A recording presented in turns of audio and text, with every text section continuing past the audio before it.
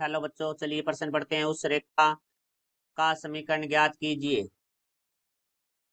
Hello बच्चों, चलिए प्रश्न पढ़ते हैं। उस रेखा का समीकरण ज्ञात कीजिए जो 4x+3y माइनस 1 बराबर 0 और x+2y+3 बराबर 0 के प्रतिच्छेद बिंदु से ऊपर जाती है और रेखा 3x-y+1 बराबर 0 के लंबवत है। मुख्य अवधारणा। तो देखो भाई, हमारे प्रश्न के अंदर रेखा की समीकरण के बारे में बात की गई है। तो देखो, सबसे पहले हम लिखेंगे यदि दो रेखाएं परस्पर लंबवत है तो हम लिखेंगे दो रेखाएं परस्पर लंबवत है तो उनकी जो ढाल है, जैसे पहली रेखा की ढाल m1 और दूसरी रेखा की ढाल m2 है, तो इन दोनों का जो गुण है वो हमारा -1 होता है। और उसके बाद हम बात करेंगे ढाल अंतःखंड रूप की। तो देखो, ढाल अंतःखंड रूप हमारा होता है y बराबर है mx प्लस ये इसलिए लिखा है क्योंकि हम समीकरण से ढाल निकालने के लिए इस समीकरण का प्रयोग करेंगे।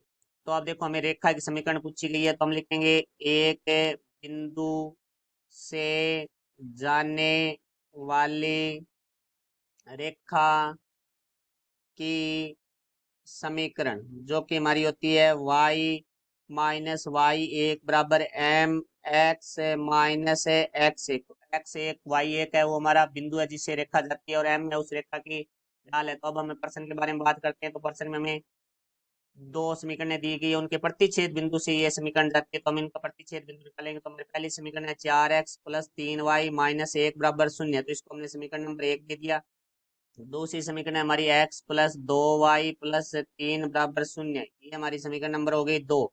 अब इनको हल करके हम इनका प्रतिच्छेद बिंदु निकालेंगे। तो देखो भाई, प्रति समीकरण एक माइनस हम करेंगे समीकरण 2 गुणा 4। समीकरण एक में से हम समीकरण 2 को 4 से गुणा करके घटाएंगे। तो देखो, पहले हम समीकरण नंबर 1 लिख लेते हैं, 4x+3y माइनस 1 बराबर 0। अब हम समीकरण नंबर 2 को 4 से गुणा करके लिखते हैं, तो हमारे पास आ जाएगा 4x+8y। फिर हमारे पास प्लस 4×3 = 12 बराबर 0। तो यहाँ से देखो, घटाएंगे तो चिन्ह परिवर्तित होंगे, ये भी माइनस हो जाएगा, ये प्लस है तो माइनस हो जाएगा, ये प्लस है तो माइनस हो जाएगा। तो यहाँ 4x से 4x घट जाएगा, -8y+3y, तो -5y, -12 और -1, तो -13 बराबर 0। तो -5y -13 बराबर से दूसरी तरफ आके प्लस का हो जाएगा, तो बराबर आ गया 13।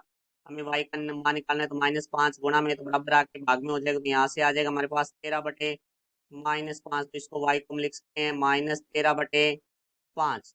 अब देखो, y का मान समीकरण 2 में रखने पर, तो y का मान हम समीकरण नंबर 2 में रखेंगे। तो समीकरण 2 है x+2y था, तो y की जगह हमारा आ जाएगा -13/5 प्लस हमारा 3 है बराबर 0।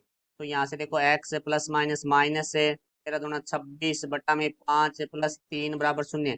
तो हमें x का मान निकालना है, तो -26/5 है और प्लस का 3 है, वो बराबर से दूसरी तरफ लेके जाएंगे तो इनके चिन्ह बदल जाएंगे। तो x बराबर हमारा आ जाएगा 26/5 -3। तो यहाँ से देखो भाई, अब 3 के बटा में कुछ नहीं है तो हमने 1 लगा लिया, तो x बराबर हमारा 5 और 1 कैल्शियम है वो 5 हो जाएगा। तो 26 माइनस 5 में 1 का भाग दिया तो 5, 5 दिए 15। तो x बराबर आ गया 26 - 15 11/5। तो हमारा जो प्रतिच्छेद है बिंदु है वो आ चुका है 11/5 कोमा -13/5। अब ढाल के लिए बात करेंगे। तो देखो, हम जो रेखा दी गई है जिसके लंबवत है, पहले उस रेखा की ढाल निकालते हैं। तो 3x -y+1 बराबर 0, तो माइनस का y है, बराबर से दूसरी तरफ लेके जाएंगे प्लस का हो जाएगा। तो 3x+1 बराबर y, तो हमें इसे लिख सकते हैं y बराबर है 3x+1। तो अब देखो, हम इसकी तुलना है वो y बराबर mx+c से तुलना। तो देखो, यहाँ से हमारा x का गुणांक है वो m है, और यहाँ हमारा x का गुणांक है 3 है, तो m बराबर हमारा आ गया 3। तो इस रेखा की जो ढाल है वो हमारी 3 आ चुकी है। अब हम लिखेंगे 3x - y+1 बराबर 0 के लंबवत रेखा की ढाल।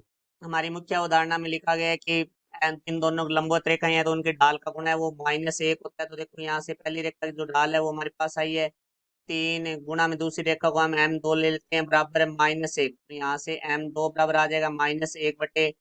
तो इसके लंबवत रेखा की ढाल है वो m2 बराबर होगी -1/3। तो हमारे पास बिंदु भी आ चुका है और ढाल भी आ चुकी है। तो बिंदु है हमारे पास वो है 11/5 कोमा -13/5 और जो ढाल है वो हमारी -1/3 है। तो हमारी रेखा की समीकरण होती है y-y1 बराबर mx-x1। तो यहाँ मान रख देंगे y-y1 का मान है -13/5 माइनस माइनस प्लस 13/5 बराबर -1/3, क्योंकि m का मान है x-x1 का मान है 11/5।